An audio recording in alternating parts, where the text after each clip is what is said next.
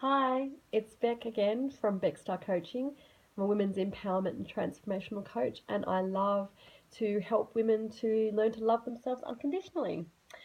Today I'm up to day 10 of my 30-day video challenge. Every day I'm posting a video on all things health and fitness, self-love, body image, all that kind of stuff. And today's video is one about where I'm going to talk about my experience with a bodybuilding competition in 2012 and talk about how it affected me, my body, and my life. And this video is so you'll be able to take away some great insight into the dangers of extreme behaviors like dieting. So in 2011, I decided to do a bodybuilding competition. I was inspired by seeing a friend of mine compete, and I went to a couple of shows and I saw the women on stage. And for me at that time, I saw their bodies and these women as kind of, the epitome of dedication and commitment and success. And kind of reflected all those things. And I was like, wow, I want that. Now, I wanted to do it for a few reasons. Firstly, to test my body and see what it was capable of. Secondly, I wanted to help understand what my clients, had been through with dieting and what that felt like. And thirdly, I thought that it would help with my body image issues that I had struggled with for a long time. Now, I was wrong on all those three things. Uh, Now, prior to this, I hadn't been on a diet before. I'd always been aware of what I had eaten and eating, but I was never told what to eat and how much. So, my competition was in 2012, but I decided to start in 2011. So, I trained basically for 12 months leading up to the competition. Now, for 12 months, I trained 6 days a week. I was on an extremely restrictive diet, which got progressively more restrictive the closer to the competition that it got. Sugar was gone, dairy ended up going, and in the end, I was so exhausted and had trouble concentrating that I was having black coffee just to concentrate, just so I could have the natural sweetener that I got, because that was the only kind of sweet thing that I was allowed to have. Body fat was measured religiously, photos were taken. There was immense pressure to do it, 100% of the time, all the time. It was all the time. I was allowed to have a cheat day every now and then, but even those were taken away closer to the competition. Um, I remember craving chocolate one time. I don't know how close to competition this was. I think it was about 3 months out, maybe. And I decided to eat a protein bar, thinking that that was the best of what I could possibly have. It was a protein bar. Now, when the scale that week showed no change in body fat or anything, I was immediately told that should be ashamed of myself and that I was a disappointment because of having that one protein bar. I felt awful.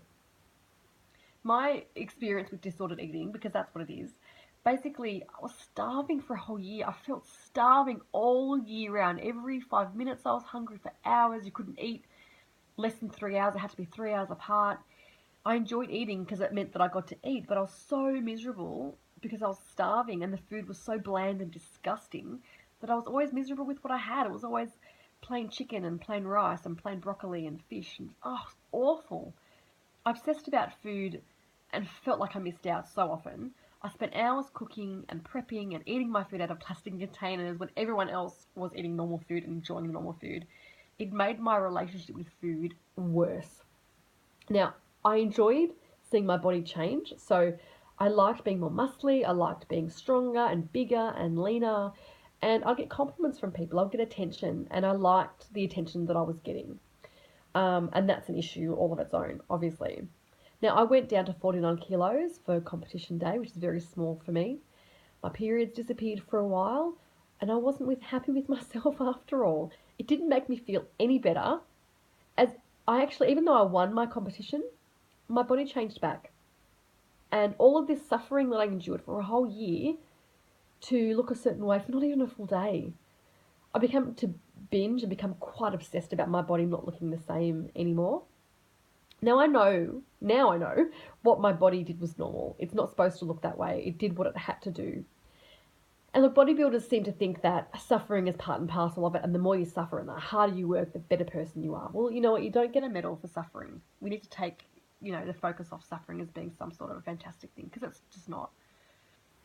I just think to make yourself suffer for a competition where you're judged on how your body looks compared to other people's, for not even a day, it's totally screwed up.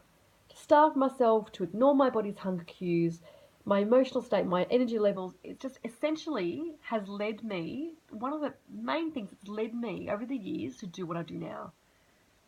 Now, look, years have passed and my body has changed since that time, but I've learned to respect my body and myself, and it's so much more, and I listen to it and nurture it so much better than I did.